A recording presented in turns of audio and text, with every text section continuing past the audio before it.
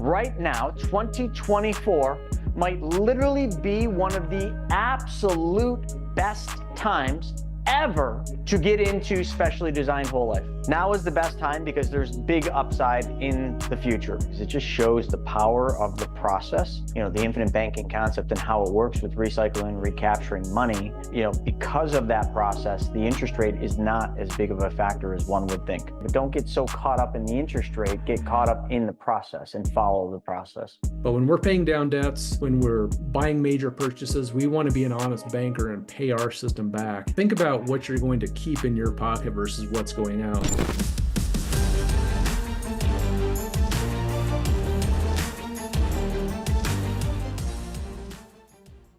All right, what's going on, everybody? Another week, another wealth webinar, joined today by Mr. Craig Yenny, the master of disaster. Well, he's a master in the sheets, that's for sure. So we're going to get into the sheets today. And then we got Mr. Stephen Nagy coming in from good old Florida, but we're going to really do something fun today. But before we do that, how's everybody doing? We've got a whole bunch of you on here now, and I see the numbers keep climbing. So welcome. Thanks for joining us. Appreciate, having you all on here. But who's here for the very first time? Put I in the chat. If you're here for the first time, put I in the chat. And hello, Ann. All right, we got Wendy here for the first time. Ben, Barbara, anyone else here for the first time? There we go. Manuel, Damien, Ben. I think I got that. Great. So we got some people here for the very first time. Michael. Oh, wow, we got a bunch of people. Fantastic. Bronx, awesome. Ben there. Greg's here for the first time too. Glad to have all of you here. For all of you that are here for the first time, I'm just going to kind of let you know what this show is all about. This show is simple. It's about money. It's about showing you how to take back control of your money and showing you how you can be the bank. And we're going to kind of not do the basic presentation. We do the 90-minute presentation to teach people the infinite banking concept. We do that every single Tuesday at 1 o'clock. So if you're already tuning into that, awesome. It's called Take Back Control Tuesday. And if you're not and you haven't seen the basic 90-minute fundamental presentation, we do it live every Tuesday at 1 p.m. Eastern, or you can always go to my YouTube channel. And also, strange ask, not a strange ask, but just a selfish ask for me this early on. I just want to get it out of the way is I would love for all of you to subscribe to my YouTube channel. We put a new video out every single day, and whatever's going on out there, we're going to cover it in there. And you know what we always say in our little circles? We say the crazier it gets out there, the scarier it gets out there, the better it gets in here. So welcome to the community. Let's go over what we're going to talk about today. So lately, there's been this weird phenomenon happening, and that is everybody is searching for the highest interest rate. They all want the highest interest rate. So what I thought I would do today, and what Craig put together, is we're going to talk about interest rates. But when we talk about IBC, the infinite banking concept, I want to be clear, the infinite banking concept is a process. So for all of you that are brand new, all I'm going to do is I'm going to show you the process, okay? Kind of looks like this. It's kind of like Monopoly. I mean, Monopoly is a square board, but it's basically the same thing. The goal in Monopoly is to pass go and get around the board and then pass go, because every time you pass go, you get paid, right? You get a check, $200, I believe it was. Well, in our world, we pass go and we get a check too, but our check is in the form of a dividend. Get the right colors going here. So the whole infinite banking concept involves one change. That is where your money, and I don't want to say all your money, but just your savings goes first, okay? And we're going to get into that. We're going to call this, it's going to go into a machine. And the machine that we're going to use is going to do a couple things, okay? So we're going to change your savings, which right now I'd be willing to bet all of you use a bank for the majority of your savings. We're going to get rid of their bank and we're going to replace it with our bank. But our bank for right now, called this BYOB, is going to be called the machine. The number one goal of this whole process is to move the money from your bank, the machine, over here to an opportunity. Now, that opportunity can be a lot of things. It could be you're looking to buy a new car and you want to get all the money back for the car. Maybe you're looking to invest in real estate, buy real estate. Maybe you want to lend on real estate. Or maybe you just got a bunch of debt, and that debt, you want it gone. All of those are opportunities because all of these require money or payments. And all of these give us the opportunity to do the bottom part of the process, which is take the money we're giving away, because right now your car payments are leaving your family forever. If you're paying for a house, your mortgage payments are leaving your family forever. If you've got a loan out there that you did to somebody else, now you lent them money, you're depositing that money in someone else's bank, not quite as bad as the others. And if you've got debt, your money is leaving your family forever. So what we want to do is we want to change where all this money leaking your family goes, and we want to redirect it back into the place where it came from, your bank. And while we're at it, the one thing we want to do is we want to make a spread on the money. Why? Well, because let's talk about how a bank works real quick. If you go and you put your money in a savings account or a bank or a high yield savings, let's just pretend you were able to get 3%. So the bank is paying you 3. Now, if you go back into that bank, even the same day you made the deposit, you walk in the morning, 9 a.m., you make your deposit. You leave at lunch break, you come back in and you say, hey, I need to take a loan out to buy a new refrigerator. Will the bank lend you money at a lower rate than what they pay you? Never. The bank will always charge you a higher rate. So let's call the loan rate from the bank 6%. If they're paying you 3 and they're charging you 6, what are they making? A spread. So if you're going to be the bank, don't you want to do the same thing that the traditional bank does? Yeah, folks, this is so simple. Everything we teach is just mimic a bank. If a bank makes a spread, well, copy that, make a spread. If the bank makes uninterrupted compounding interest, well, then copy that. I mean, everything a bank does, you want to mimic, except for you don't want to lose money, because banks do lose money. So if this is the name of the game, well, then interest rates must matter, right? Well, they do. They matter a lot. And that's what we're going to dissect today. 3 different interest rates. So let me put it up. And I got 5 or 7, because that's going to be our example. Now, how many of you right now, let's ask a question. I'm going to ask everybody in the chat. So let's get ready with those fingers. Would you rather make 7% or 5%? You can write it in the chat. 5 or 7% on your money. Which one would you rather make? I know you guys are like, that's a dumb ass question, Chris. Someone put 5? Everybody should have put 7. Okay, perfect. So that wasn't a trick question. And I know some people probably put 5 because they're like, oh, he's always trying to trick us on these number things. This wasn't. I want to make 7, and 7 is better than 5 on interest that you're going to make, right? Okay. Now let me ask you another question. If you had a loan, would you rather pay 5 or would you rather pay 7? Again, this is not a trick question. I will get to the tricks later, but tricks are for kids. Okay, right. You want the lower. I love it. Andy said 4.9. I know, Chris, you said 5, but I think I'm going to be able to get 4.9. That's the fighting spirit. You got to negotiate that shit. Love it. Yeah, that's not a trick. Again, tricks are for kids. We're going to get to the tricks in a little bit. But the one thing that we're going to show you today is on the loan side. So I'm just going to write loan side here. And I tried making this really pretty with polka dots because we're talking about kids. I don't know why we're talking about kids, but 5 is always better on a loan. But in the infinite banking concept, what we're going to show you is if you had an insurance company or a bank for that matter that was charging you 5 and you had a different insurance company or a bank charging you 7, how much of a difference would that make? Anyone want to take a guess? So in other words, do you think there'd be a huge difference on a loan that was 5% versus a loan that was 7? Would that be a pretty big difference or just a little difference? So put big or little in the chat. What do you think? Little? Okay. Iris said big. Little, big. Robert said big. It's all perception, really. I mean, maybe it's big, maybe it's little. It's depending on how you perceive it. We're going to show you the math. But see, here's the thing. We're not going to just do it at face value. We're going to be doing this comparison using the process that I just explained. So we're going to show you the difference between borrowing at 5% or borrowing at 7%, but following this process, the circle, we're going to show you the difference mathematically, and we're going to do it in 2 examples. We're going to show you the difference if you were paying off debt. So if you had your goal for coming to us, for learning the infinite banking concept, for doing this was to pay off debt, we're going to show you what would be the difference if you paid 7 versus 5. And then we're also going to tell you why we're even doing this. Okay. Then what we're going to do is we're going to say, all right, if you were to lend money on privatemoneyclub.com, what would the difference be if you paid 5% to the insurance company or 7%? Okay, that's first exercise. Then what I want to show everybody and this is the part that I'm going to do. Craig's going to do that part with the math. I know it's a lot of numbers here.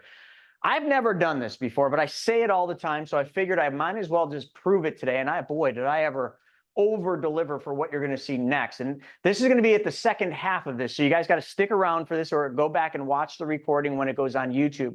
I'm going to show you why now, right now, 2024 might literally be one of the absolute best times ever to get into specially designed whole life.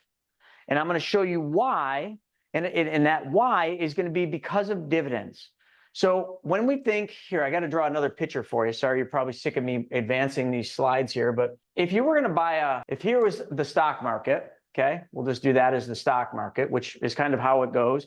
Usually this would be red and that would be green, but do you want to buy here or do you want to buy here? You want to buy right there, right? So if this was the stock market, you were able to buy an investment. You could buy at the high point or you could just buy at the low point. You would definitely want to buy here at the low point and then ride this ride back up, right? Well, I'm going to show you how you can do that exact thing, but with zero risk within a whole life. And I'm going to show you what's developing, what we've been finding, and what we've been studying. And these charts that I pulled up, which are all third-party charts, are going to prove that right now, maybe last year would have been the best, but right now is still one of the absolute best times to get into a specially designed whole life. And just so you all know, the specially designed whole life is that machine that I was talking about. So with that being said, Craig, I want to turn this over to you, and I want to go into this myth about interest rates, because we've had this happen a lot. Just this morning, Craig, and Stephen knows this because I sent it to him. I'm going to bring you in. When we were in Arizona and I spoke at RAL, I met a really nice younger man, very, very successful. And we got talking about, he watched my presentation. We got talking about it, and he said, you know, my friend sold me an IUL. Is that the same? And then, you know, my response was like, oh boy. So I said, no. I explained to him all the differences between an IUL and a whole life. And at the end of it, he's like, holy crap, I feel like I did the wrong thing. I'm like, well, no, hold on. Don't assume that. He said, send me the illustration. He did. I gave him some points, some notes, some things to look at. And I said, you know, go back and talk to your agent. He did. And he then said to me, he said, no, I think whole life is the way I want to go. But, you know, and this is after we provided him, you know, a plan design. And I don't know if you saw this, I sent it to you, but he said, but that same agent that sold me an IUL did this illustration, which was another company that we could deal with, okay, a reputable mutually owned insurance company. And he said, the guarantees on this policy that my friend who sold me the IUL, who kind of did me dirty, but now he wants to sell me a whole life because I said I wanted a whole life. It's just like, I guess this is McDonald's. You just show up, ding, fries are done. I just want some fries. You know, it's like whatever's on the menu for the client, that's what he's selling you. And that's not how we operate. We're not selling, we're teaching a process and helping you implement it to solve your problem. So drastic difference. But he then shows me his illustration against the one we did. Okay. And looking at them, the difference was literally $2,000 in the first year on a $160,000 premium deposit. But the real thing that was interesting is in the later years, which he must not have looked at, ours crushed theirs. But again, he was thinking, should I go with this other illustration? Because in the first couple of years, it has a few $1,000s more. That's another myth and something we want to talk about. But go ahead, Craig. Let's roll into this and talk about whether 5 or 7 is really that big of a difference on a loan interest. Yeah, absolutely. And I think one of the things as you're drawing your circle, we're trying to keep the money moving, right? So that's the big thing we want to do, is keep our money in motion as opposed to letting it sit around. Now, in those examples, Chris, you mentioned we're going to go over a debt case, we're going to go over investing case. So I'm just kind of curious I know we have a lot of new folks here as well, but how many people out there today have some third-party debts that they want to pay off? Because I just want to understand how much time we want to spend on that piece versus the investing. So if you have third-party debts you want to pay off in the most efficient way, just go ahead and put in there so we've got some folks. All right, awesome. Looks like we've got a bunch of them. All right, this is going to be a good session for you then. Well, let's just go ahead and jump right into it. I've got some slides to share. And as Craig, as you're sharing, Ben, I see your question in there. I want to answer that live because that's going to play into the whole, thing as to why right now would be the best time ever, in a long period of time to look at whole life. So I'll hit all the insurance companies we deal with and I'll call them out. They all clicked the disclaimer when they came in. So all of you, when you came into Zoom, you had to click a little thing saying you read this whole thing and that we're not liable for anything. We're not giving you investment advice or giving you anything that's making you make a financial decision that you could lose money on or anything like that. No tax, no legal advice. So you can read that real quick, folks. That's our disclaimer, but you've seen them once, you've seen them all. So one of the things we're going to cover today is apply the infinite banking process to paying down debts or investing. And so within our community here, we have some different tools. One of them is called the Debt Blaster. So everybody that mentioned you have debt, you want to pay some special attention to this one because we're going to go over that example. But when you're paying down debts, you have a few different options. You can always keep doing what you've done. You can use a snowball. You can use infinite banking with a snowball. So we're going to show the actual math behind the debt pay down using a 5% interest loan in your policy versus 7%. And we're just going to see, does it make a huge impact? Then we're going to go through this thing called gain projector. For those of you that maybe don't have debt, you've got some cash that you want to put to work in investments, whether it's private lending or whatever like and understand. We're going to show what that would look like using the money from the policy to go do your investment, run the money back into the policy, but we'll go into more detail there. And then just for those that may have some major purchases coming up in the future, cars, vacations, whatever it might be, we're not going to go over this today, but there is also a use case where if you want to see how infinite banking works for your specific situation, maybe buying cars, all of these things are available to you when you work with our team. But we're going to focus on debt and investing today. Chris, anything you want to add on that? No, I was commenting that of how many people were interested in paying off debt, and that's fantastic.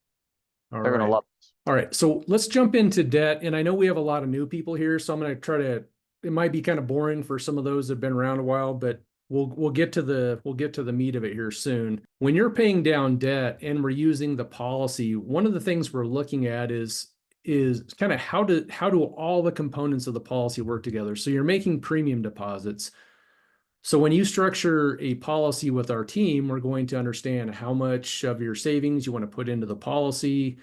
What are we going to be doing with that? So in this case, we've got these gold bars. Those are the deposits you're putting into your own banking system. The red is the debt. You'll see that go down over time because we're leveraging those premium deposits, the cash value, to throw at the debt.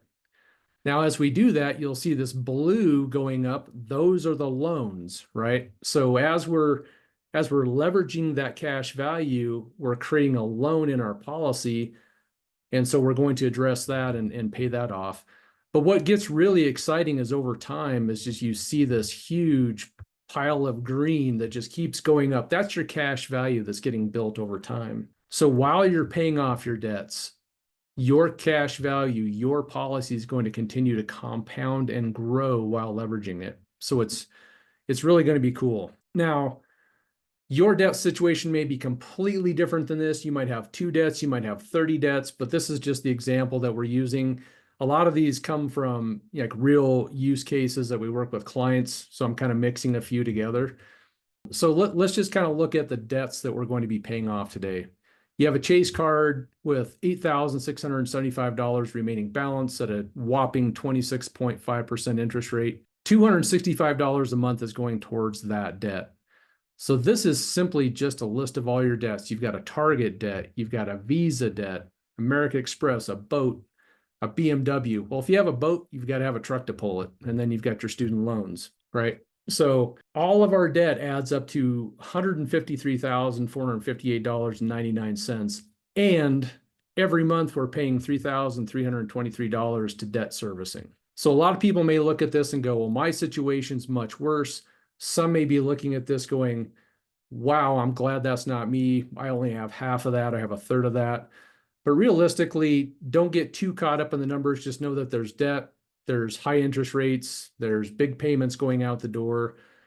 And think of it this way, that $3,323 that's going out every month, will you ever be able to use that? Will you be ever ever going to be able to use that money again. It's, no, it's gone, it's lost, it's gone forever, right? So what can we do about that? Well, we can first think about what would it look like to build a policy. And for those that are new out there, a lot of numbers on the screen. We're not going to go into this in great detail, but just know that when you book a call with our money mentors, we're going to understand your specific situation.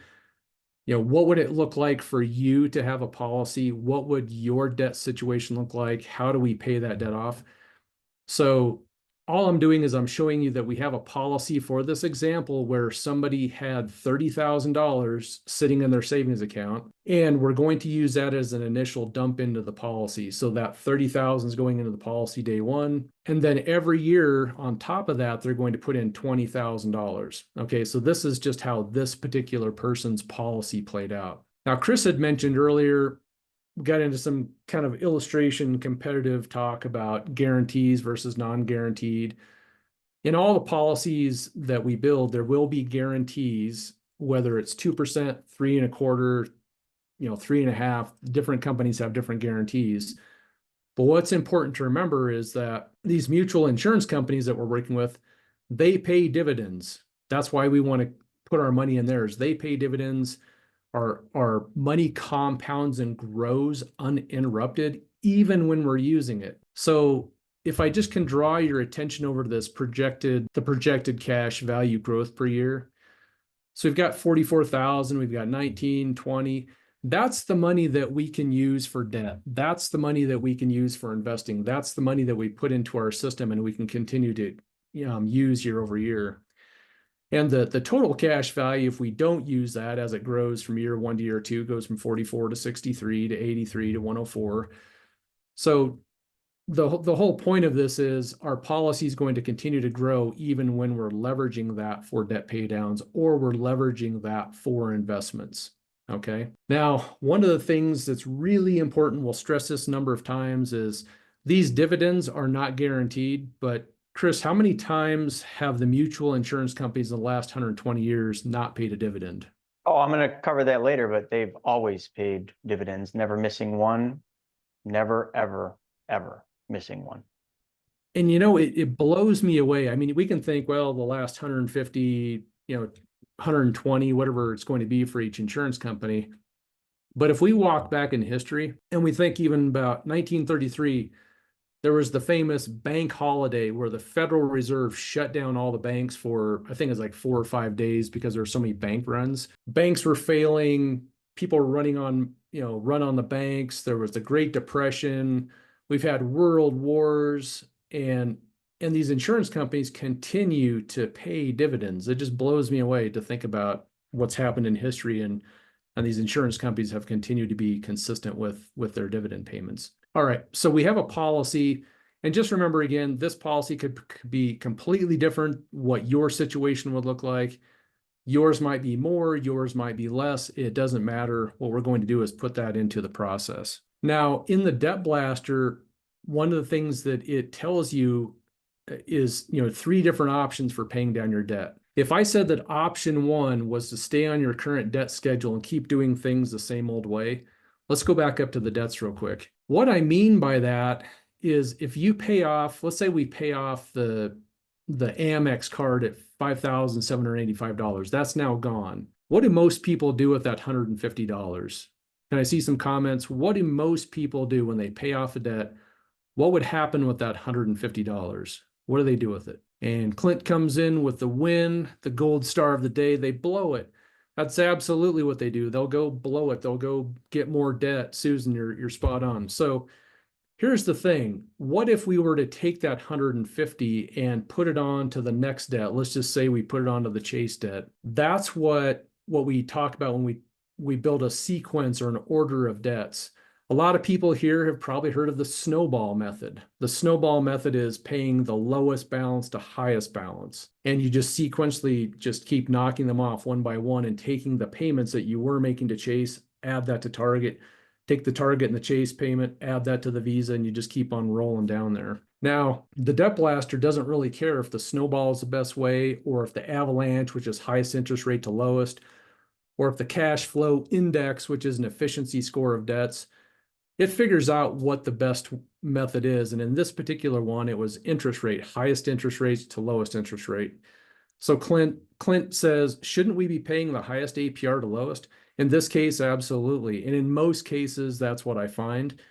But this is what the tool does. It just figures out what's the most efficient order, and it tells you what to do there. That's what option 2 is. Option 2 is saying, hey, use the snowball, or use the avalanche, or use the cash flow index efficiency model. But take a look at the difference in step 1 and step 2. If you just keep paying debts off the way everyone pays them off, it's going to take 355 months. You're going to pay $60,000 of interest and total payments of 214. If we just simply sequence those events or those debts off, 60 months, all the debt's gone. Your interest went from 60 to 43,000. So let me ask, who wants to pay debt off in option 2 versus option 1? Who wants to have that discipline and pay option 2? So for all those that said you have debt, I'm just asking you, do you want to keep doing number 1 or do you want to do number 2? So Chris wants to do 2, Barbara. Absolutely. So let me ask you this then. What if we were able to structure an infinite banking policy to work with that same sequence? That's what option 3 is all about. Okay, so in this case, we're going to fund our policy. We're going to take the maximum loan from the policy and we're going to throw that at our debts in addition to those debt payments that we're making. So this is really taking our savings, putting it into the policy, taking it out of the policy and throwing it at our debts. With the design I shared with you, this particular person would pay their third-party debts off in 27 months. Okay.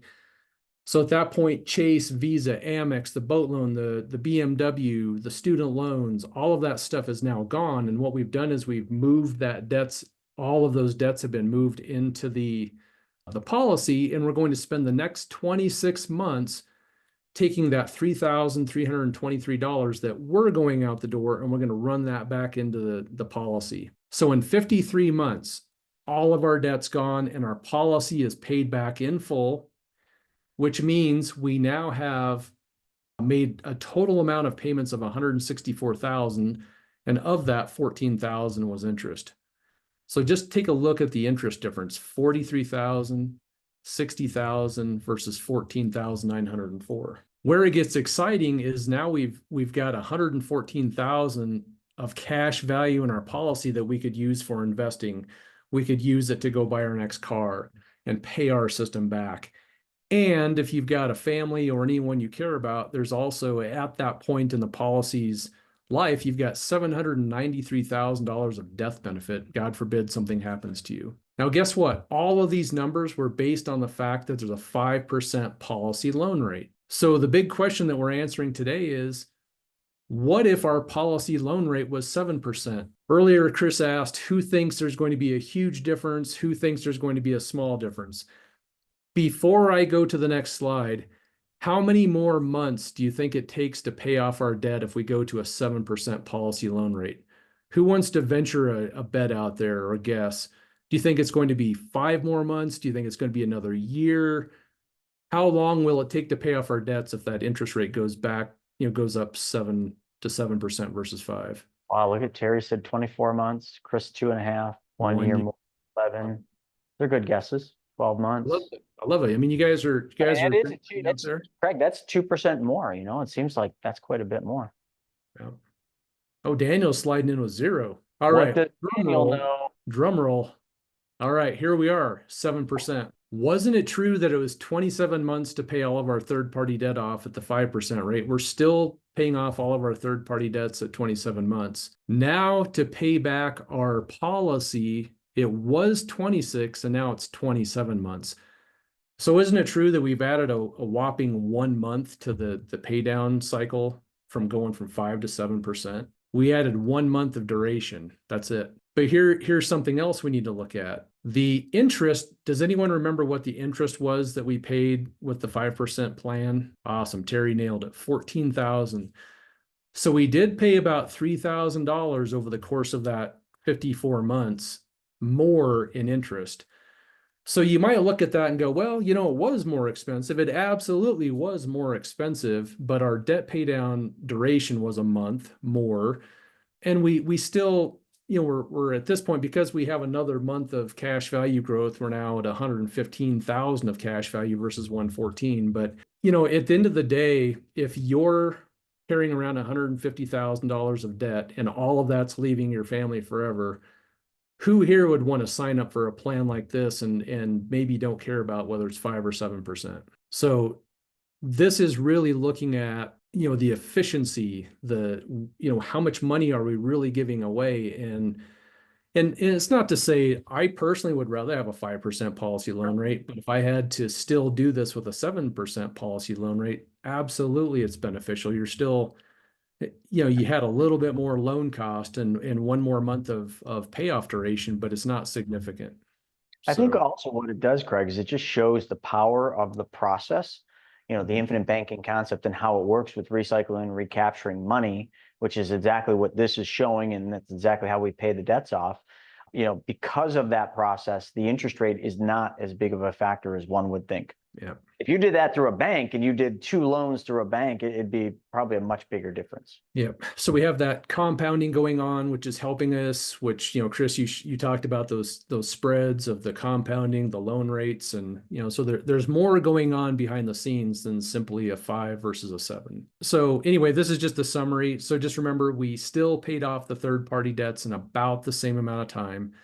We did add 1 month to the whole pay down process back to the policy, and our interest cost increased by 2,134. So there was some increase in cost to the whole plan, but we still made a ton of benefit by doing it this way. Now, Yeah, I with think this example, exclusively, Craig, all it does is it just says, like, if your goal is to pay off debt, don't, what is the terminology they say, but don't get so caught up in the interest rate, get caught up in the process and follow the process. yeah, think about what you're going to keep in your pocket versus what's going out. So, before we lost 153,000, and in this case, we had 2,000 more of cost. But I do also want to say your specific situation would be a little different if you had more debt, less debt. I mean, this could venture out a little bit, but we were, as a team, we were kind of talking about this because it does come up from time to time, and it isn't a huge difference there. So that was the key point we want to talk about. All right, so we're going to move into the investing piece. Are there any folks on board with us today that want to use their cash value, their policies for investing, whether it's private lending, real estate, stocks? So Fern, you're definitely yes. Okay, good. We've got some folks here. Hey, Craig, real quick before we go into this next segment, I wanted to just stop at Michael's comment here. Okay. He said, can you compare paying off the debt to using money to invest and increase the income side of our finances? So we've done that before. That we wouldn't be able to do that today, Michael, just because we've got kind of a set agenda we want to get through, but we definitely have done that. So if you we'll give you a link to book a call with one of our money mentors, and either that, or we could just give you our email and then we can find that video and send it over to you. But we certainly could just do that. Like if you had a scenario for us, Michael, you said, all right, I saw how this would work if I paid off debt, but can I see how this would work if I invested the money and then use the interest from investing the money to pay the debt off? Which one would happen quicker? I already know the answer, but I don't want to give it all away. So we definitely have that and are happy to help. Yeah, and one of the things, just as we transition over to the investing discussion, let's just say this was your debt, and at the end of your debt cycle, you had $115,000 of cash value, and you wanted to invest that. So this is where this next section really comes in. I don't have a $115,000 policy, but what we're going to do is just show how does the money flow through the system. And again, the numbers could be completely different based on your situation, but this is kind of how private lending, we talk about private lending, but where this box says private money club, that's really any investment that you have. That could be the stock market, if that's your thing. That could be some real estate. That could be equipment financing. Whatever that box is, this is the investment box. So what we're going to do is just kind of run through a quick scenario of someone who's dumping in $50,000 into their policy day one, and they're going to add $18,000 of annual premium. And so there's $68,000 going into the policy. Now, we already know that we can't take out 100% right at the beginning of the policy. So we're going to be putting something in, we're going to leave a little fragment in there. And so we can now take out $55,859 as a loan. So when we take that loan, you see this money going into what's called a segregated account. And a lot of people get stuck here. What is this segregated account? What is this thing? Guess what it is? It's just simply another bank account at your bank. It could be just another checking account. And the reason we do this is just to keep the money separate from your day-to-day operational, groceries, gas, mortgage, rent, whatever it might be. So this is nothing special. It's just a different savings account or checking account, I should say, that's your bank where we're going to run money through it. Okay, so now we have $55,859, which we're going to put into our investment. The assumptions that we're making here is that we're putting our funds into a private lending deal, and the real estate investor is going to pay us 12% annually. They're going to pay us every month. So, 12% of the 5589 was at 558. I think that's how the math works. But over the course of a year, we're going to have $6,703 of gains. We're going to run that back into our segregated account. And there's two things happening here. We're going to take, of that 6703, we're going to take 2,793 and make our interest payment back to our policy. We always want to pay our interest. Now that 3,910 that's remaining, what could we do with that? We could reinvest it. We could put it all back into the loan. We could spend it. And this is really where it kind of comes down to, what do you want to do with that? In most cases, we're taking that and reinvesting or just putting it back into the policy. But if you're in retirement or distribution phase, you can start using that to live on. So I just kind of wanted to share how the money flows through the system, very similar to what Chris showed in his diagram, but this is kind of mapping out the numbers as they're flowing through the system. Now what I want to do is I want to show you the difference of what if your policy loan's at 5%, what if your policy loan's at 7% as we do this. Breaking news, this just in. Are you sick of having your money lying around not doing anything? Well, we've got the solution for you. PrivateMoneyClub.com. Back to you, Chris. And so we're using a policy design where we're putting in that 50,000, dump in 18,000. Not going to go through all these numbers, but just know as you work with our team, we'll come up with a design and work with you to figure out what is the right amount of premium to put in for you that works for you. What's the design? How are we going to use it? Is it debt? Is it investing? So for this particular case, we've got that 50,000 going in, 18,000 every year. All right. So we have this tool called the gain projector, and what it does, it looks at a year by year basis, how much have you put in, what's your net benefit. And so on this graph, you can just kind of see the cumulative injection is that green shaded area. And what we're really looking for is, when does our net benefit, meaning the investment, the gains, the cash value that we have remaining in our policy, that's all the net benefit. When do all the gains exceed what we put into this policy?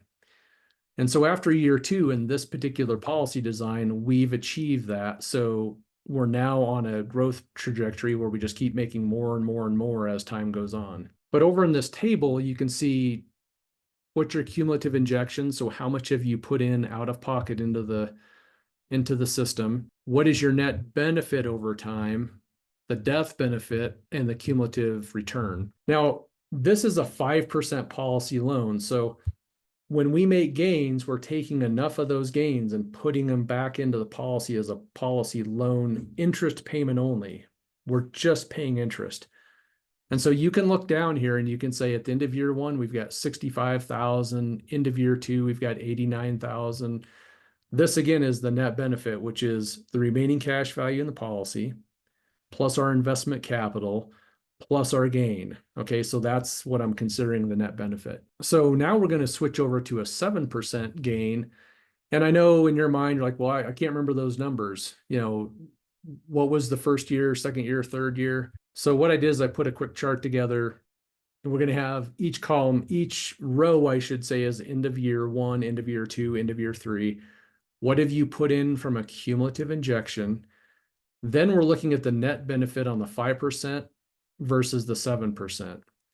So at the end of year one, the difference is a whopping $1,117.19. All right. So some people may look at that and say, well, that's significant, or maybe it isn't significant. But if you've got, $68,000 going into the investment, is that really going to, be a huge impact, to you at the end of year one? So Steven, that's a pair of those Nike Dunks or whatever those things are he wears all the time. Yeah. Now, I will say, if I could choose between the two, I'll take the 1,117. But if I have to choose between not doing this at all and having a difference of 1,000, well, I think I'm still going to go with the 64,000 versus the 65. Now here's this, and Chris, this will lead into what you're going to share with us today. But these numbers, you can look down here and go, well, Craig, by year 5, I mean, there's a almost $11,000 difference. That starts to get significant. Then a 15,000. But you know what? This doesn't really tell the whole story, because when interest rates and policy loans are going up, there's something else happening. And that's what Chris is going to cover in great detail. But if you just look at it on a short-term year one, there's not a significant difference. Yes, by end of year 15, it can be significant, but this isn't really going to be what's happening. And here's why. This is going to be just a kickoff to your stuff, Chris. This is a graph from Lafayette Life, one of the companies we work with.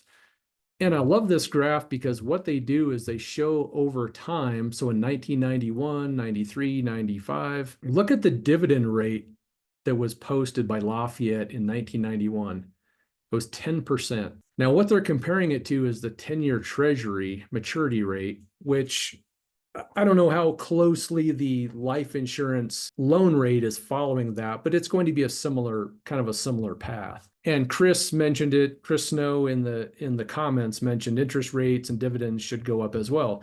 You're absolutely right. So what's going to happen is, as interest rates in the loan interest rates go up, typically you're going to be seeing dividend rates also increasing.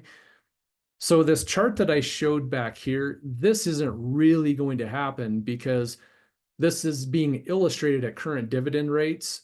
And if we start seeing 7-8% loan rates, that just means that dividend rates should be also going up. You're not really going to be seeing these types of numbers. That's the point I want to make. So looking at these numbers, they're really not telling the whole story because of what you're seeing here. As the 10-year Treasury drops, well, so do the dividends. As they grow, so do the dividends. All right. So with that, Chris, I know you've got a lot of things to share with us on that piece of it. Oh, Chris, before go ahead. I was gonna say, before I go on, do you want me to kind of show how the loan operations work?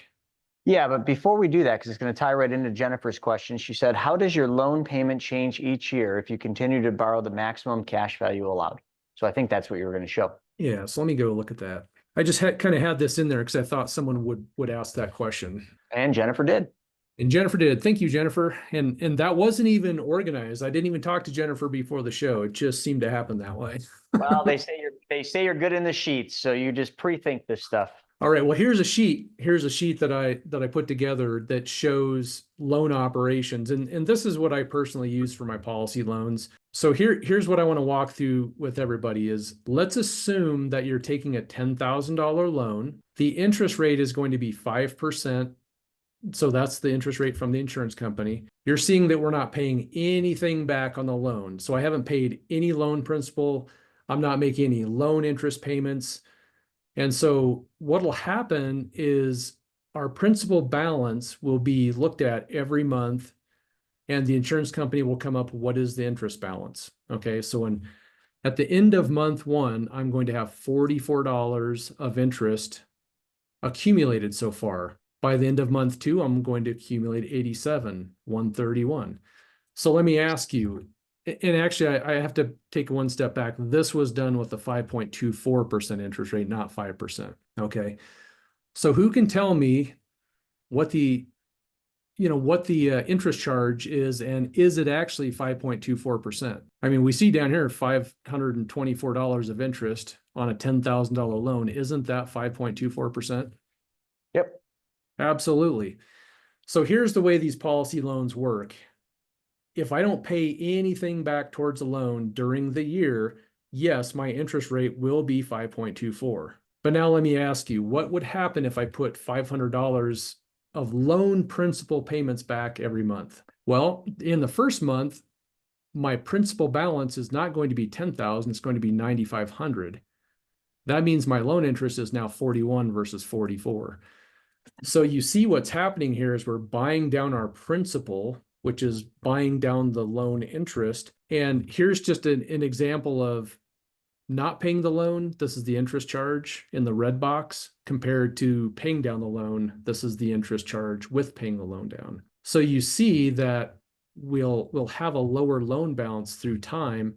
And if I go down to the end of the year, instead of 524 in interest, we have $354, which means, oh, one other thing I want to add here. When we make those loan payments, you see the total principal paid is 500, then it's 1,000, then 1,500. All of that is going back into your cash value bucket, which becomes available to take out again. So let's say at month 10, for some reason, you need a couple $1,000s out of the policy. Well, you put 5,000 in, you can certainly pull that back out if you want. So not That's only huge. A lot of people don't realize that, Craig, because they're so used to their mindset being like when they pay a debt, the money's gone forever. They don't get it back. Here, they get all the money back. So if they recapture money from a Visa payment or a car payment, that money's in their account.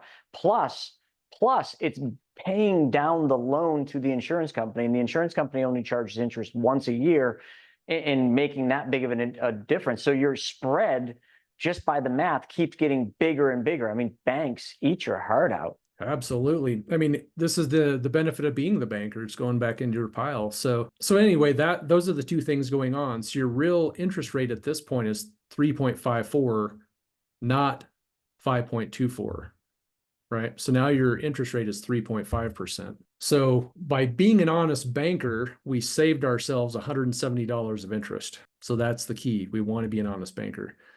Now, what would happen if we put in $833 a month? Same thing's going to happen. We're going to buy down our principal. Our actual real interest rate at the end of the year is now 2.4%, not 5.24. So the whole thing we just want everyone to walk away from with this is that when you're an honest banker and you pay your loans back, and this is really important when you're doing debt pay downs or buying a car, when you're investing, it might be a different motion for you where you're just covering loan costs because you want to keep most of your capital out in the investment. But when we're paying down debts, when we're buying major purchases, we want to be an honest banker and pay our system back, which net means we're not really going to be paying the posted loan interest rate that the insurance company told us, whether it's 5, 7, 5.24, it's going to be something less than that. All right. Any questions on that? I didn't watch the Q&A. So if there were. No. I think a lot of people had it right. Paying simple interest, making compound interest. Yep. Interest would decrease percentage-wise. Yep. Yeah. Cool. I want to hit one question here from the anonymous. We get this question almost every wealth webinar, but I'm happy to answer it. So the question is, what if we lose the dollar and we go digital? So in other words, talking about the digital dollar. Fed now went into effect last year. I think it was last July, if I'm not mistaken. So anonymous is saying everything changes. And I'm going to tell you this, nothing changes. So if we go to a digital dollar, if we go from, I don't have any of my dollars here on the thing, but if we go from the paper currency that we don't even use anymore, like literally think about it, like when's the last time you paid cash for something? Most people, when they go to 7-Eleven, they pull a card out. When they pay for gas, they pull a card out. When they go to dinner, they pay with a card. When you do everything with a card, maybe the neighbor that mows your lawn, maybe you give them cash, but like literally in today's society, we are almost cashless, which is a shame. It really is. Listen, I'm not happy about this at all, but this is just how we are evolving to this efficient way of paying for everything, which honestly is going to come back and bite us in the ass. So if we go digital dollar, let's just say tomorrow there was no more paper dollars, the Fed moved us to a digital dollar. What changes? Absolutely nothing. You're still going to make money. You're still going to spend money. Your money's still going to be in your bank account. You're going to look at your investment accounts. They're still going to show dollars. You just don't have cash in your wallet. So when you say that everything changes, actually nothing changes. As a matter of fact, literally nothing changes, because most folks out there, not all, but most folks are operating in a cashless digital environment now. It's almost like we've been being trained to do this. Venmo, I don't even know, because I don't use them. I don't subscribe to this. I hate Venmo. I do use PayPal, but I need to use one. I don't use any of those other ones that are connected to the bank. I don't use any of these cash apps where you send people money. Pizza Boys brings you money. You pay with what, Venmo? I use none of that. I physically write checks still. But the only thing that would change, Anonymous, in a completely digital, cashless society is they would have more control over what we do. So if you're a bad boy or a bad girl, they might limit what you can spend money on, but they do that now. Like, think about that, right? If you're back on your taxes or you get sued, what can they do? Freeze your bank accounts. Can they not? Can they take money from your bank accounts? Damn right they can. Can they take money from your investment accounts? Can they freeze those? Yes, they can. So really, again, what's different? They just have more control. Where the control really comes in is they will eliminate cash, which means no under the table jobs, no under the table tips that you don't pay taxes on. Now you're going to pay tax on your fair share. Yeah. So that's the only difference. Listen, Dex, I still, Joe on our team, Joseph Kovacevic, he's always got a wad of cash in his pocket. I always have a little cash, but not enough. I used to love paying with cash. I used to love getting paid in cash. I miss it. When I was a kid, the tooth fairy, you lose your tooth, you put it in a little stuffed animal tooth thing, and the tooth fairy came at night. And come on, I got to ask, maybe I'm the weird one here, but I'm going to prove it right now. How many of you, when you were a child, would take the dollar bill out that you got for like the tooth fairy, and didn't the dollar smell different? Didn't the tooth fairy's dollars always smell different, or am I just the wacky one here? Anyone? Steven, did you smell the dollar from the tooth fairy? I agree with you. I think it's because when you're like 6 years old, you only have those dollars in front of you, so you don't really know any better. But yeah, maybe. But they sure did smell good, did they not? Yes, They absolutely. always smell like mom. I don't know I mean, why. some people that are watching this, they're just like, this guy's crazy. But literally, it is a very distinctive memory that I have of being a child, is the smell of the dollars from the tooth fairy. And I don't know. Definitely an old school thing, man. My dad, Kids today won't know that. We went But and bought something that's like a few $1,000s with cash, and I to this day I remember. I was young, man, but the cash register sitting there like counting out thousands of dollars, which was a lot of money back then. And they were like, "What is this?" The money was all damp and it smelled gross and all this. And they're like, "What is this?" And he had buried it. It was buried. He had unburied the cash to go purchase this, whatever it was. So that's that's real old school right there.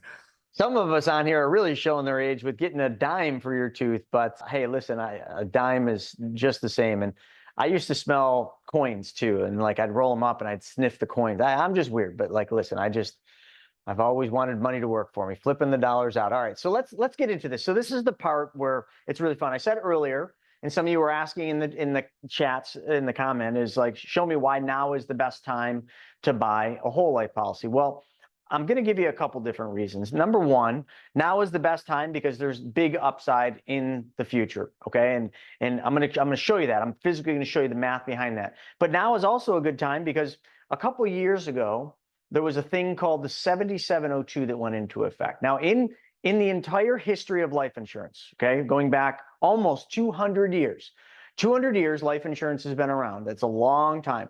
And for 200 years, it has never been changed in the tax code. Well, the tax code didn't start till 1913. Whole life's been all around a lot longer than the tax code, which also is a big thing that you should recognize, is why life insurance has always and still today had massive tax advantages. So the first change came in 1988. Okay, and that was a change where they instilled the MEC 7 pay rule, something we talk about a lot, something that is a pain in the butt because we are capped to how much money we can put into a policy based on the death benefit for a 7-year period. That's the MEC 7 pay. We need X amount of death benefit to substantiate X amount of premium dollars to still be called life insurance, which means if it's called life insurance, it has very good tax advantages like tax-free internal buildup of the cash value, tax-deferred growth of the cash value. So those are the things we want to maintain. So that was 1988. then we figured it out. Insurance companies got smart and said, wait a second, the IRS said all we need to do is have a certain amount of death benefit. They didn't say that that death benefit had to be any kind of life insurance. So what if we just put a 7-year term rider bolted onto a whole life insurance policy? Now you got your death benefit at a fraction of the cost because term is cheap. So then after the 7th year, when the IRS is satisfied, we just drop the term. Voila. Okay. The next change was 7702, a short 2 years ago, where the IRS came in and basically opened it up and allowed life insurance companies to reduce the guaranteed contractual interest rate on the policies. We thought this was it. When we heard about this, we're like, oh my gosh, no. Everything we know, because up to this point, the guaranteed interest rate was always 4%.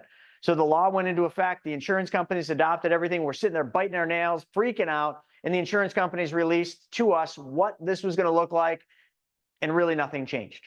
They reduced the guaranteed interest rate, increased the dividend, and keyword dividend on the policies. And everything was the same as it was the day before 7702 went in effect, except one thing. And this is a beautiful surprise. After we started playing with this and Craig got in the sheets again, because he's a master in the sheets, he started to figure out, holy crap, guys, we can shove way more money into these new 7702 approved policies because the guaranteed interest rate's lower, which means our 7-pay limit is way better. So we got to just build better designs. But the one thing that has remained constant for all the years that I've been doing this, which is 21 years, and also I'm gonna do a lot of sharing of my screen, and I'm gonna go back. What's my longest one I can do here? 1996, 1989. I think 1989. Here, I'm gonna share this one because I want you guys to see a visual. This is so vital and very important to understand. All right. So can everybody see this page here? There we go. Is that big enough, Stephen? If you can increase it a little bit, it's a little small. Yeah, that's good. That better? Yep. All right, so you can all see here, this is 1989. And this one, I'm not going to take it up to 2024 in this one, but I do have one that I'm going to show you to 2024, to 2016, okay? All I want you to understand, and listen, that's a lot of numbers and a lot of companies, okay? Not of which we use all these companies. Somebody asked earlier, and you typed it in, we use Guardian, we use Mass Mutual. MetLife isn't even a publicly traded company, or they're a publicly traded company now, so we can't use them. New York Life is a good company. We do not use them because they're proprietary. But I want you to look at this. This is the historical dividend rates from 89 to 2016. I'm just going to kind of minimize this a little. If you were looking at this as a stock chart, would that look good? Starts here, goes down, down, down, down, down, down, down, down, down, down, down. Does everybody see that? So what happened to dividends from 1989 to current? Who can tell me? What happened? And we're going to hit all these questions in the Q&A in the chat. Who can tell me what happened here to dividends? Did they go up or down? I'll give you a hint. Yeah, they got reduced. They went down. Does anyone know why they went down? Why did the dividends go down from 89 straight up to, we'll look in a second, but I think 2023? Why did they go down? What has happened over, that's right. Who said that? Chris Naugle. Interest rates. Interest rates have dropped. Let me show you. 30-year treasury bonds, okay? The greatest indicator of interest rates that you're going to get right here. That's the yield on the treasury bonds. What happened here? So we're going back to 1980. Some of you were, young bucks or young gals back then, but I mean, remember that? 14%. You could get 14% on a 30-year treasury. But what happened? Went down, down, down, down, down, down, down, down, down, down, down, down. And I just want to kind of take us to right here, kind of 2020. What happened in 2020? The pandemic. What did the Fed do to interest rates in 2020? Bottomed them out to zero. What happened ever since 2020? Interest rates have gone up, up, up, up, up, up, up, up, right? Why did interest rates go up?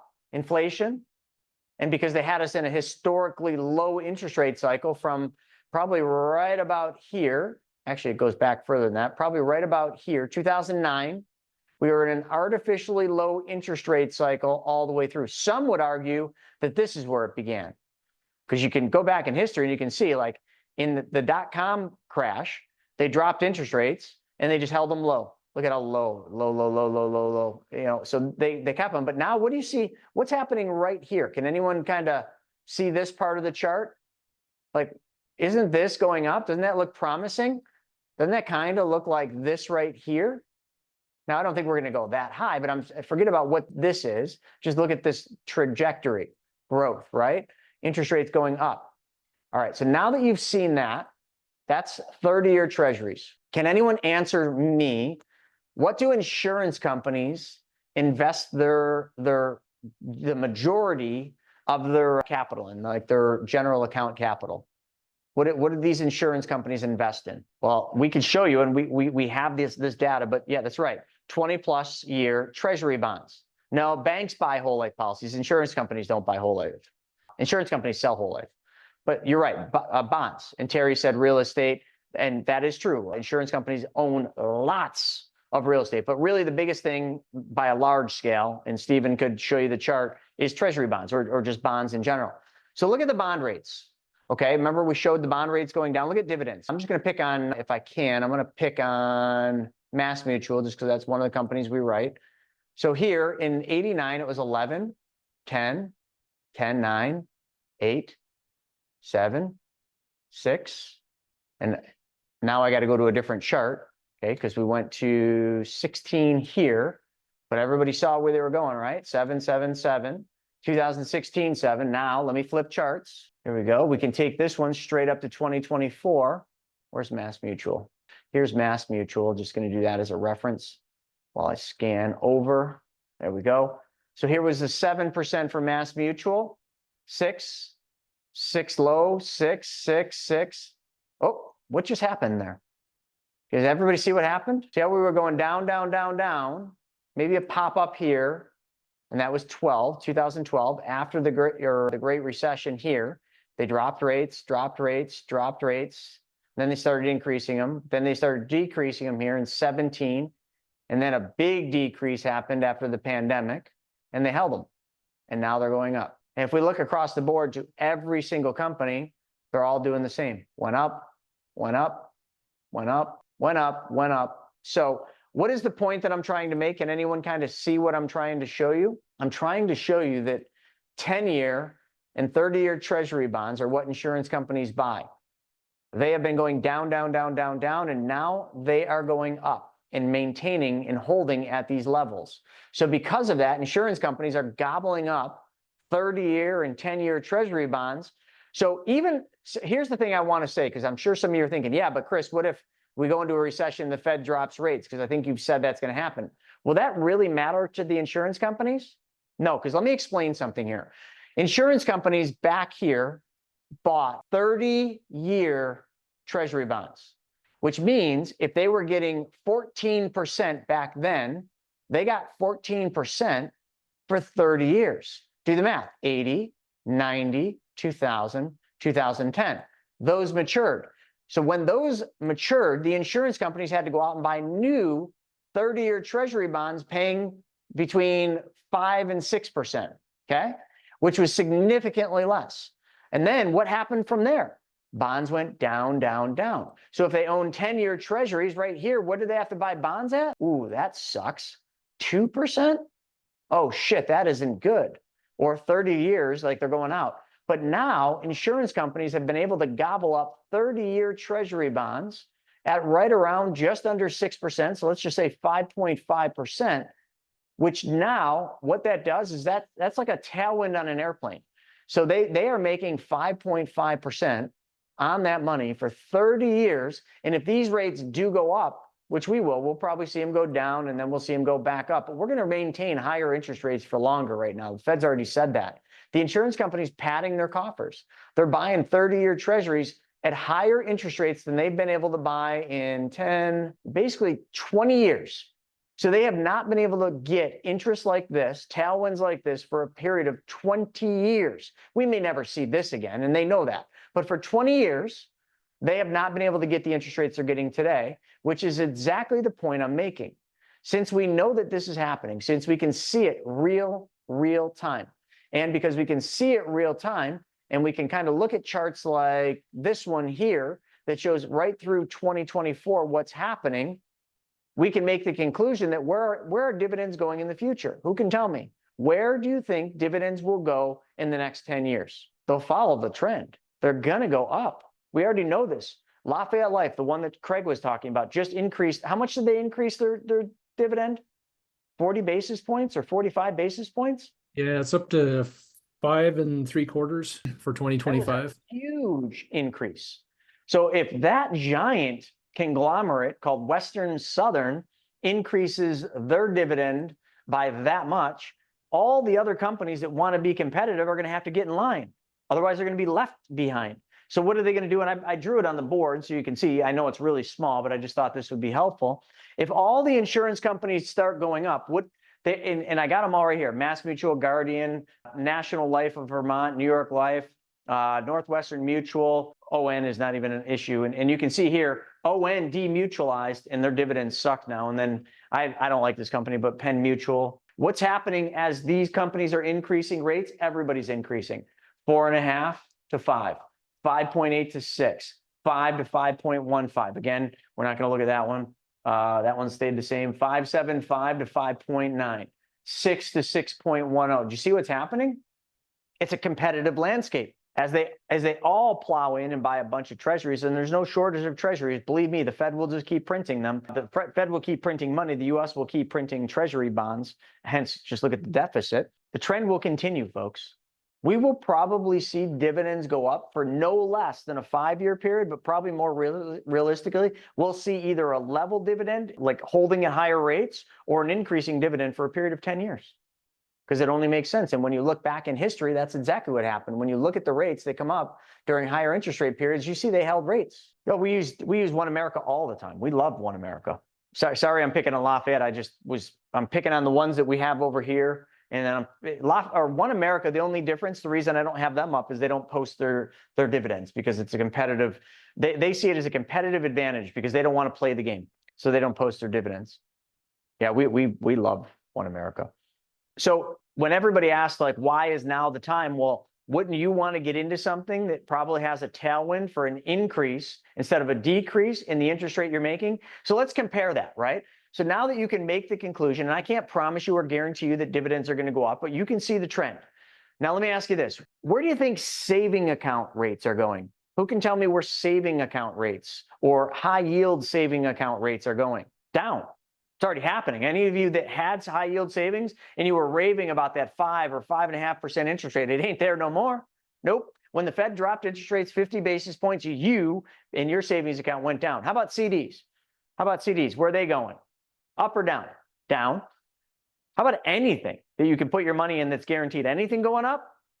Just whole life. So that is literally just a conclusive reason why now is probably one of the best times in at least the time frames I showed you from 1980s through to now. This is, again, one of the very best times. And I'll make you another prediction. Can't make you a promise, but I'll make you a prediction. I'll bet you any money. Whole life, inside the next 2 years, will become a household thing again, just like it was back in the 30s, 40s, 50s, and 60s. Until Nader got a hold of it in the 80s and said, oh, you should buy these universal life things. They're way better. They're transparent. And yeah, they put all the risk on you, not the insurance company. Oh, but it's okay because interest rates are really high right now. So these universal life things are the thing to buy. Whoops. What goes up must come down. And Ralph Nader forgot about that. Messed that one up just a wee little bit.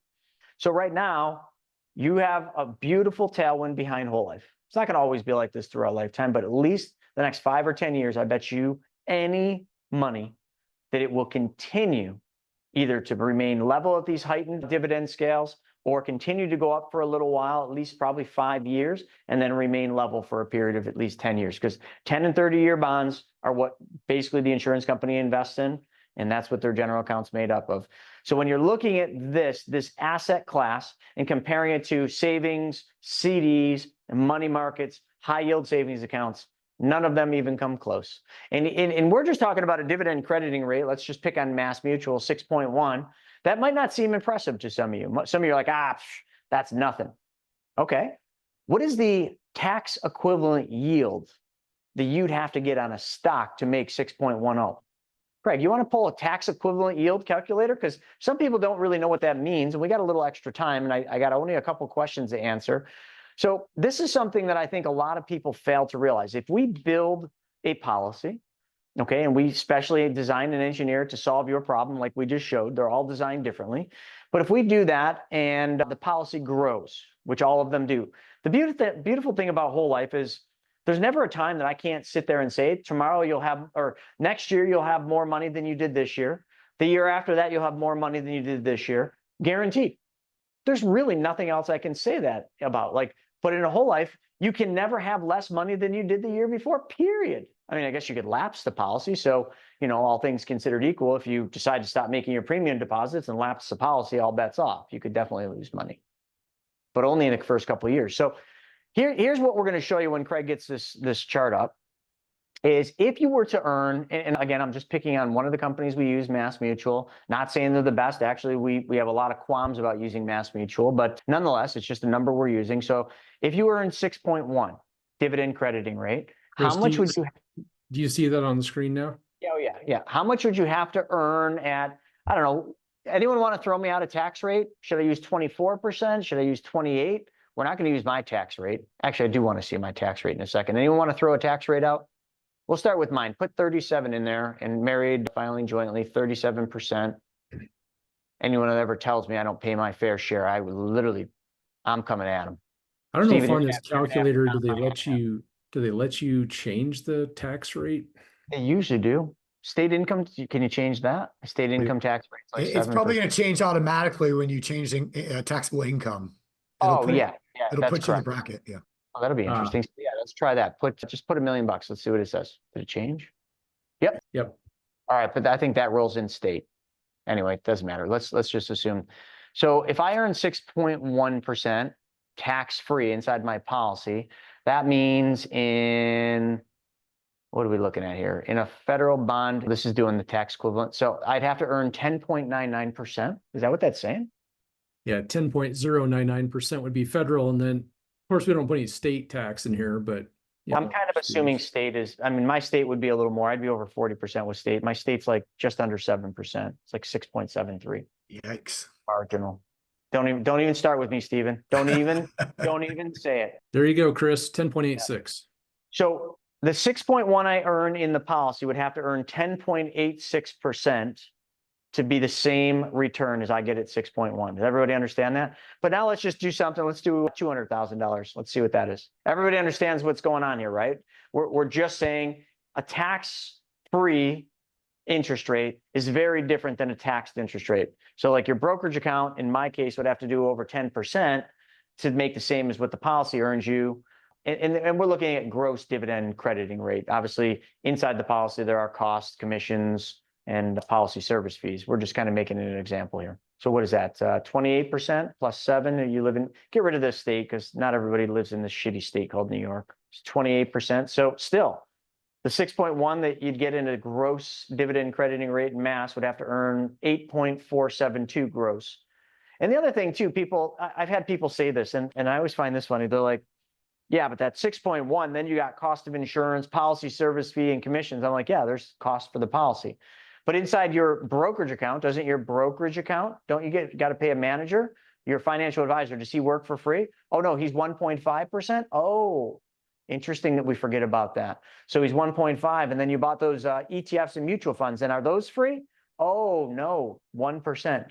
So now you're paying 2.5%. You're paying 1.5 for your advisor to manage it, or 1.2 or 1, whatever your advisor charges, plus the mutual fund and ETF fees, plus trade fees, if those aren't included in your brokerage. Do you see how all this stuff starts to become very, very like similar, but we don't hold it to be similar at the end? I don't know. It's just interesting. Hopefully that helped. Isn't the rate? Yeah, it is 32. I don't know why it was saying 28. Well, it's for single, it goes to 33, but I was on married filing joint. Oh, okay. So I don't know if that's based on what you just revealed. Will we soon become conscious of where we should be living? I don't know. Not if you've got a mother that lives in New York and you don't want to leave her. So whatever everybody's circle. I don't know why people stay in New York. It's pretty here. It's very, very pretty here. Chris Naugle, have a lot of money in the market right now, but in Vanguard Total Stock Index, want to move to bonds, but would have approximately a $300,000 capital gain hit. Don't mind taking it in January, but would hate to take that. Yeah, I don't blame you there, Chris. So what Chris is talking about is, we used to call it tax harvesting. There's ways of doing that. I just did some tax harvesting in my one brokerage account. So as you all know, and Chris, I'm going to wrap this story into what you're asking. I've been buying treasury bonds now for several years, but treasury bonds have been going down, down, down in price. So I had about a $32,000 loss on, paper loss on my treasury bonds. I can't believe I just said paper loss. I'm always telling you that's what advisors tell all of you. So I had a paper loss of $32,000 on my treasury bonds. So me and my CPA were kind of looking at, 2024, and we're like, where can we get some more write-offs? And I'm like, well, I could sell these treasury bonds, realize that $32,000 loss in passive income or passive investment loss, and I could apply that somewhere else. And then in 31 days from now, which is November 11th, from when I did this, I will buy the treasury bonds back. So on my desk, I got a little index card with all the pricing that I sold it at.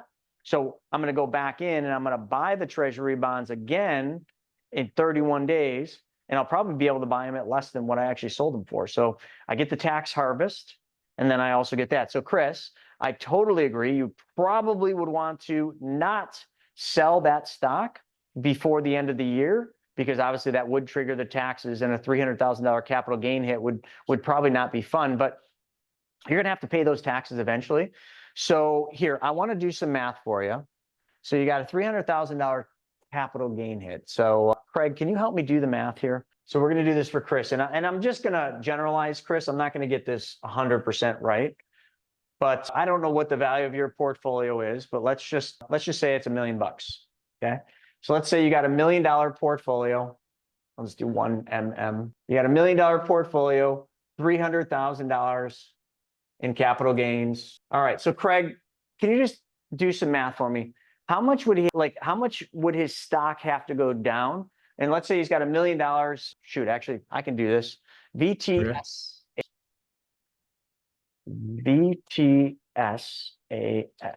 I'm probably doing this long one. All right, so that is 140.03 per share. So let's just say this goes down, I don't know, let's go on the low side. And this thing is sitting at all-time highs, just so everybody knows. So Craig, just figure this out for me. I want to show them this chart. So here's that stock that we're looking at. It's actually an ETF. So right here's where we're at. So let's say that goes down by 20%. 140 minus 20%. Where's that bring it down to? 112. Okay. So if we lost 20%, that brings you down to 112. This is how I would do it, Chris, and this is how you should always do the math. All right, so that brings it down to 112. Now what I'm going to do is I'm going to figure out, okay, if you've got 140.03 divided into a million, I just kind of got to generalize on how many shares, a million divided by, do this right, damn it, 140.03. So you'd have roughly, if you had $1 million, you'd have roughly 7,141 shares. So let's see, 100 times $20 a share, 142. So if it went down 20%, oh shit, I did that wrong. 112. I know, I'm sorry. 41 times 112. 799. There we go. 799, 792 is what you'd have left. Minus a mil. You lost 200 and 200. So I guess what I'm trying to, sorry, I'm doing this the long way here. What I'm basically trying to show you, Chris, is I'm trying to show you that if the market went down 20%, or if your position, which is just an index, it's a stock market index, went down 20%, that means you would lose 200,000. So that would be okay. You could accept a 20% loss, but if you got a 30% loss, that probably, what would that be, Craig? What would 30% be? I just want to figure out like where his threshold is.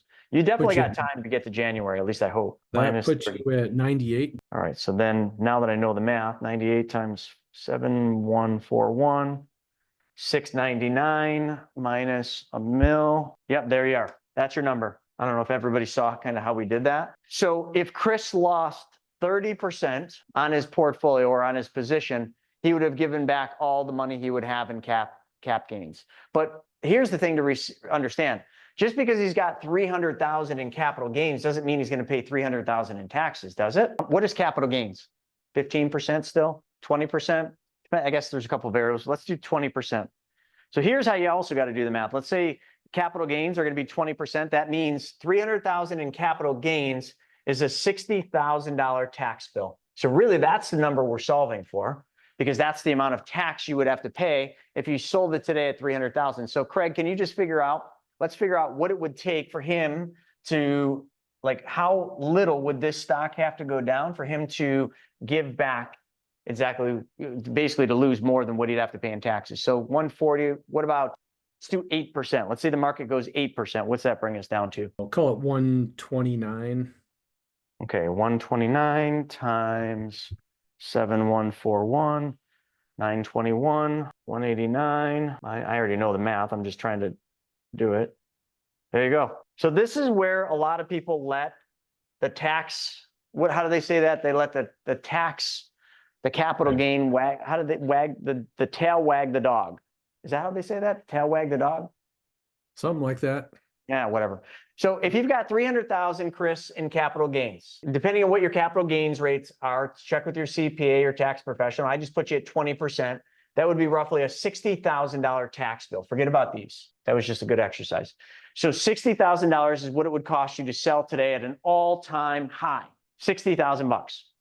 If you lose 8%, you lose $78,000. Dude, you could lose 8% in 2 days. You could lose 8% in a day.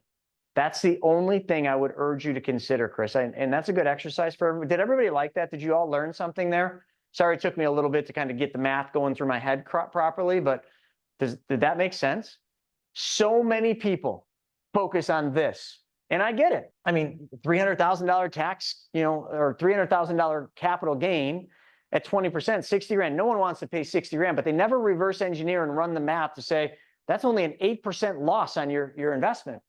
Actually, it's probably a 6% loss, because 8% loss is 78,000. You just lost $78,000 when you should have just paid the tax. So sell the position in January, because I get it. You probably want to get to the next year. Sell the position, withhold whatever the capital gain is in another bank account, and then just pay the tax. That's kind of cool. Did everybody like that, or was that just stupid? Tracy liked it. Good. I think there were some good hits there. I mean, I think that was a good exercise. I do too. Yep. Stephen, did we answer all the questions? Anyone got any questions out there? Oh, I'm seeing. Keeping up with them, man. Did you get Gerald's number there? Gerald's looks like he's from Buffalo. He's on his phone, so he can't keep up. But just so everybody knows, this is recorded and will go up on my YouTube channel at the Chris Naugle, probably a couple days. Thanks everybody for your time. And Craig, thank you so much for short notice putting that training together. I thought that was awesome, showing the 5 and the 7% and the impact on debt, and also the impact on, just investing the money or lending the money on Private Money Club. Folks, if any of you are interested in setting up a call, and it's not a call for us to try to pitch you anything, like, we just teach you how to do this. And if you think it's something that'll work for you, that'll solve your problems, you will ask us to help you, and we will be there, just fully ready and able to help you. And that's what we do each and every single day. Go ahead, Stephen. I got one more thing. So Susan was asking, is there anyone I can talk to about lessening taxes and tax strategies? Just shoot me an email, snaggy@chrisnaugle.com, and I'll connect you with who I use, who we've used for years, Chris, a lot of our clients, Corporate Capital, Brent Carlson, and they'll definitely do a tax strategy call with you. They do a complimentary for all of our students and clients. So we'll hook you up. Just shoot me an email, I'll connect you. We're going to put a link up so that you can book a call with us. And then I'll let those links stay on there, but I'm going to wrap this, folks. Thank you so very much for joining us for another episode of Wealth Webinar. We keep trying to push the envelope further, but right now, timing matters. It matters because we don't know how much time we have left with these market conditions, because it's not looking good out there. So get ahead of it, be prepared, get your finances in order, which will get your house in order. With that being said, thanks for joining us for Wealth Webinar. We hope you are learning how to take back control of your money and how to be the bank. We'll see you on the next one. All right, so I hope you guys enjoyed that episode. We're putting up tons of them, but I think if you like this one, you'll probably like that video as well. Not only that, I've got a book that I created, Mapping Out the Millionaire Mystery, where we actually show you what the wealthy do in the game they play with money. I want you to have that for free. And if you want to know about all my new videos coming up, click that alert button. Actually, smash that alert button, and you'll be notified every time we put a new video. So we'll see you on the next episode.